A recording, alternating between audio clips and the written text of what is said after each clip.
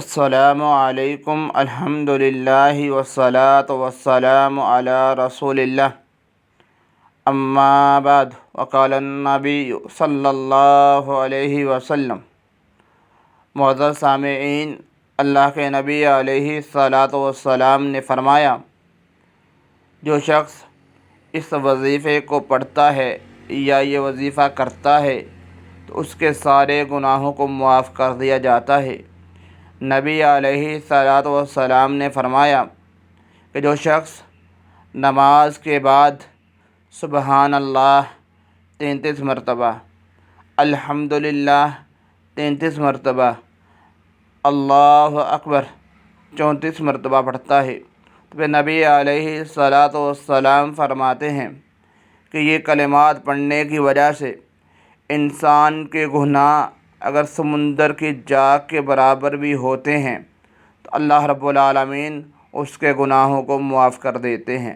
یعنی کہ جو بندہ یہ کلمات پڑھے، سبحان اللہ، الحمدللہ، اللہ اکبر 33 مرتبہ، تو فرمایا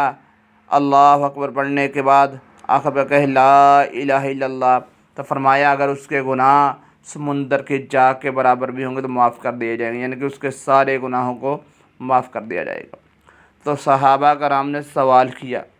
اللہ کے نبی جی، جو غریب صحابہ تھے، جو کم مال والے، تھوڑی دولت والے تھے، انہوں نے اللہ کے نبی علیہ الصلاۃ والسلام سے کہا، اللہ کے نبی جی، یہ جو امیر صحابہ ہیں یہ صدقہ بھی کرتے ہیں، یہ حج بھی کرتے ہیں، یہ عمرہ بھی کرتے ہیں، یہ جہاد بھی کرتے ہیں، تو اللہ کے نبی جی ہمیں بھی کوئی ایسا عمل بتائیں نا جس کے کرنے کی وجہ سے ہمیں بھی صدقے کا اجر ملے، ہمیں بھی عمرے کا اجر ملے، ہمیں بھی جو ہے حج کرنے کا ثواب ملے، ہمیں بھی جہاد جیسا عظیم عمل کرنے کا اجر ملے۔ تو اللہ کے نبی علیہ الصلاۃ والسلام نے فرمایا، جو شخص نماز کے بعد آرام سے، سکون سے، اطمینان سے یہ ذکر کرتا ہے، یہ تسبیحات پڑھتا ہے، سبحان اللہ 33 مرتبہ پڑھتا ہے، الحمدللہ 33 مرتبہ پڑھتا ہے اور 34 مرتبہ اللہ اکبر پڑھتا ہے، تو نبی علیہ الصلاۃ والسلام فرماتے ہیں کہ جو حج نہیں کر سکتا اس کو یہ تسبیحات پڑھنے کی وجہ سے حج کا ثواب ملے گا،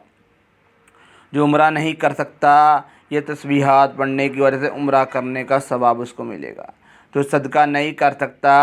اس کو یہ کلمات، یہ تسبیحات پڑھنے کی وجہ سے صدقہ کرنے کا اجر ملے گا۔ تو میرے محترم بھائیوں، آئیں، ہمارے پاس وقت بھی ہوتا ہے، ٹائم بھی ہوتا ہے، ہم یہ ذکر کر سکتے ہیں، ہم یہ اذکار پڑھ سکتے ہیں، تو آئیں ان تسبیحات کو پڑھیں، ان دعاؤں کو پڑھیں اور حج جیسے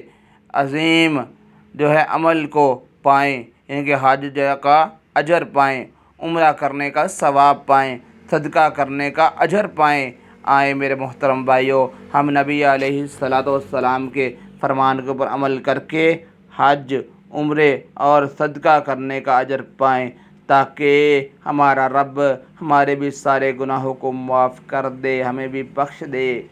تو میرے محترم بھائی، اس کے لیے ضروری ہے کہ نماز کے بعد جلدی نہیں اٹھیں بلکہ تسبیحات پڑھیں اور بہت سارے اجر کو پائیں۔ اللہ تعالیٰ سے دعا ہے کہ اللہ تعالیٰ حق بات کو سمجھ کر اس پر عمل کرنے کی توفیق عطا فرمائے۔ وما علینا الا البلاغ المبین والحمد للہ رب العالمین۔